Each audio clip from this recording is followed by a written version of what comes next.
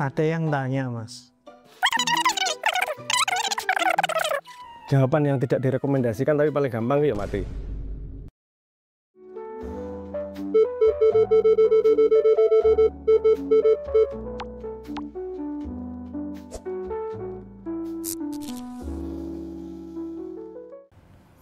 Ada yang tanya, Mas.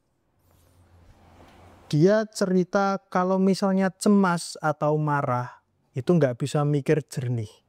Pertanyaannya, bagaimana cara praktis untuk tidak lagi menjadi budak dari emosi saya sendiri? Cemas itu bukan maksudnya celana mas, bukan itu tuh. Oke. Selamat datang teman-teman di segmen baru, segmen perbudakan tanya jawab. Jadi saya nggak tahu kenapa saya suruh jawab, ada AI sama GPT untuk bisa jawab semua pertanyaanmu. Oke, tapi siapa tahu apa namanya jawaban saya lebih imperfect untuk bisa dilihat sebagai jawaban manusia.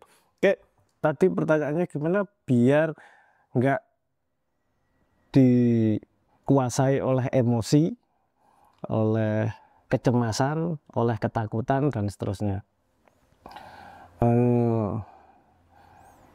Jawaban yang tidak direkomendasikan tapi paling gampang ya mati.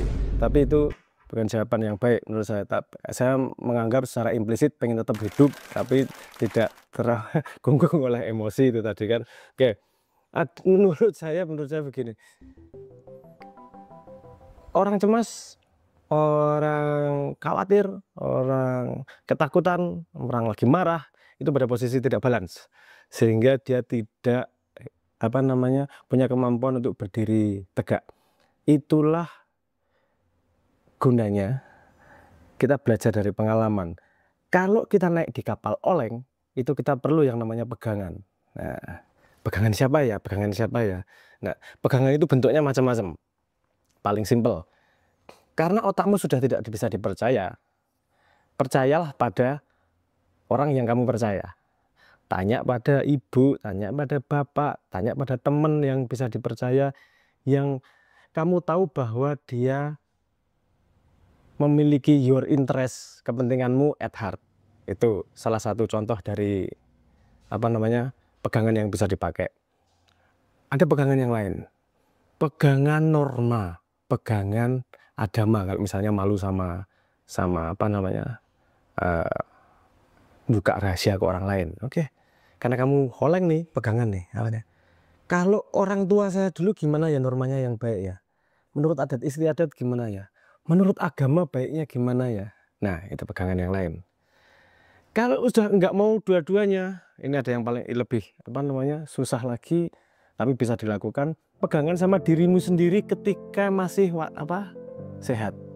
Jadi ketika masih sehat, simulasi.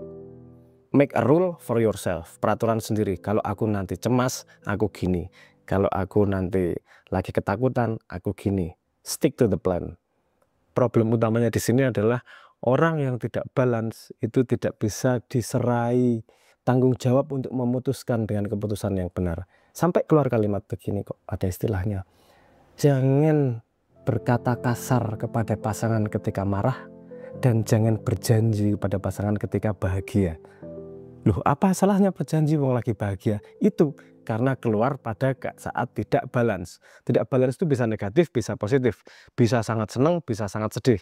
Bisa sangat negatif, bisa sangat positif. Tapi intinya ketika tidak balance. Ketidakkeseimbangan itu.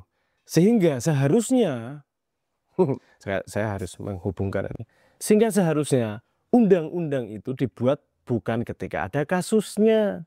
Undang-undang itu dibuat ketika lagi adem ayem atau ada pelajaran tertentu, dibuat undang-undang. Terbaiknya gimana? Ketika ada kasus, stick ke undang-undangnya, stick to the rule. Orang yang hebat adalah orang yang tidak dikontrol oleh siapapun, tapi itu juga kelemahan orang hebat. Karena siapapun harus dikontrol sesuatu. Kalau tidak ada yang mampu mengontrol manusia, saking hebatnya kamu tidak ada yang mampu mengontrol, kamu harus dikontrol oleh rule. At least paling enggak rule yang kamu buat sendiri. Kalau enggak kamu mau ikut rule yang lain, itu kayaknya mudah. Tapi coba aja bikin rule ketika sehat, dilakukan ketika sakit jiwa. Tipsnya gitu aja, prepare. Oke, Kapis? pinter ya Mas jenengan. Karena pinter ada pertanyaan lagi. Ini sambil buka GPT. Ini masnya ini suka overthinking.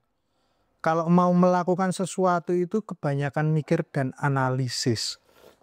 Akhirnya malah nggak dilakoni.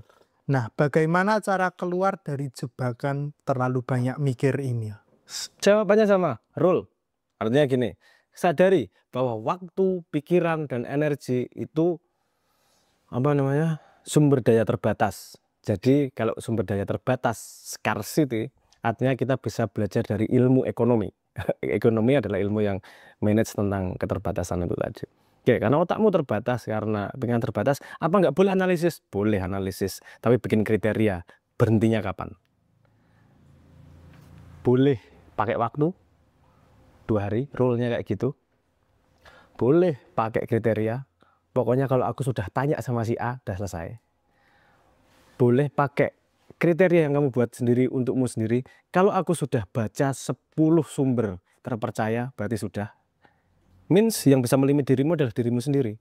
Bikin rule-nya sebelum gendeng. Kan itu tadi sama rumusnya. Sebelum overthinking, bikin rumusnya. Hati-hati. Jangan sampai overthinking bikin rule. Kamu bikin rule untuk agar tidak overthinking, tapi kamu overthinking bikin rule-nya. Nah, itu problem itu. Meta overthinking namanya. Gini aja. Kalau kamu nggak bisa bikin rule, tanya sama temenmu atau tanya sama AI di workroom yang baik. Gitulah. Apa workroom nanti aja. Pertanyaan berikutnya, Mas. Ini dari seseorang yang baru pusing. Kenapa pusing? Karena sesuatu yang dia suka lakukan itu tidak menghasilkan uang. Tapi sesuatu yang tidak disukai itu yang memberi makan. Pertanyaan dia adalah balancingnya gimana?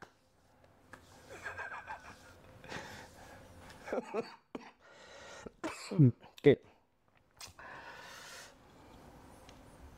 Udah nonton Ground Zero belum? Entah udah dirilis atau belum ya. Tapi nonton Ground Zero. Ini contoh kasus antara narasi pribadi dan narasi sosial yang tidak nyambung. Narasi pribadiku, aku yang seneng kayak gini nih yang kulakukan. Tapi kenapa di narasi sosial itu tidak menghasilkan uang? Oke. Kamu harus menyatukan narasi. Bagaimana narasimu sync dengan narasi komunal. Mencari duit itu tidak ada hubungannya dalam tanda petik ya. Tidak ada hubungannya langsung dengan apa yang kamu senangi. Kenapa dalam tanda petik? Nanti ada hubungannya juga. Tapi paling gampang ngomongnya adalah perlu disadari nomor pertama adalah nyari duit itu bukan apa seleramu, apa yang kau inginkan. Bukan berarti apa yang kau seleramu tidak mungkin menghasilkan duit ya. Saya ojo kebalik gitu. Tapi karena gini, uang itu adalah tanda kontribusi pada narasi sosial. Artinya kalau kamu bisa kontribusi sesuatu yang dibutuhkan oleh orang lain, artinya ada duit. Kadang-kadang yang dibutuhkan orang lain tidak sesuai dengan yang kamu suka lakukan. Terjadi disresponsif itu kemudian.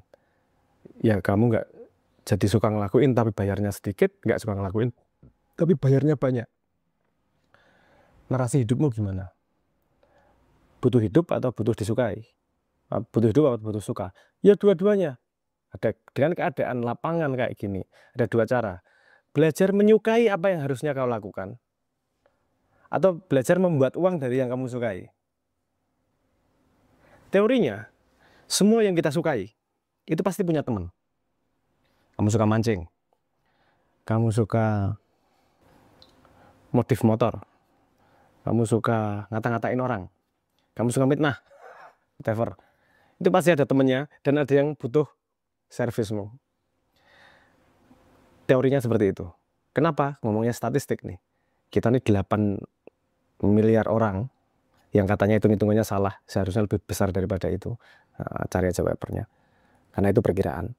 Tapi artinya statistik dengan sebesar itu pasti ada orang-orang yang butuh skillmu, butuh yang kamu sukai, yang menghasilkan producing value. Masalahnya udah ketemu atau belum? Artinya Karena ketemu pasangan yang membutuhkan yang kamu berikan, itu adalah sesuatu yang tidak bisa fully kamu kontrol. Artinya harus punya space untuk memberi itu waktu. Kapan dia ketemunya? Nah, untuk buying time menuju waktu itu ketemu, kamu tetap harus hidup, tetap harus makan, tetap harus minum. Artinya melakukan yang tidak kamu sukai, ini adalah proses untuk menuju yang kamu sukai. Mungkin saya perlu mengingatkan tapi, yang kamu suka itu harus producing value juga.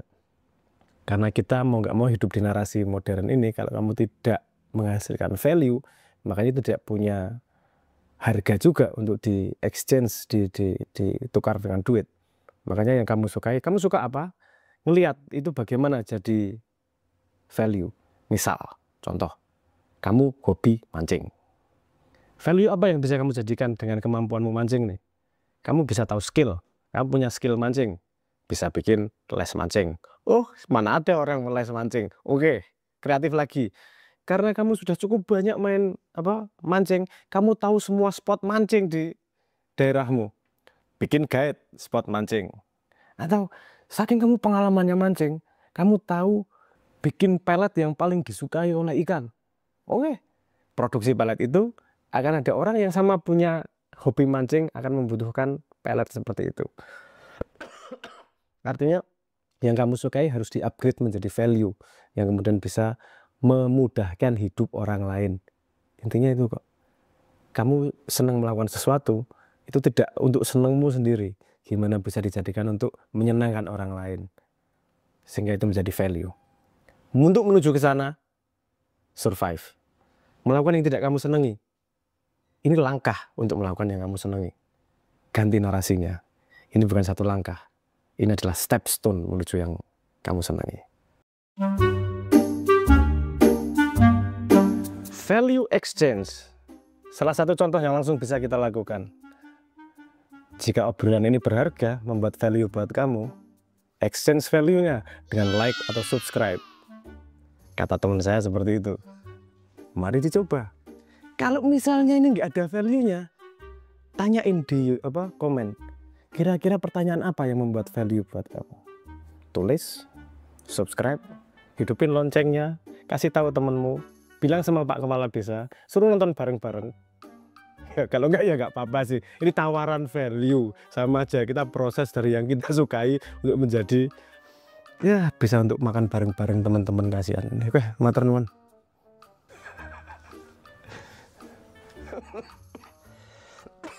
Oke.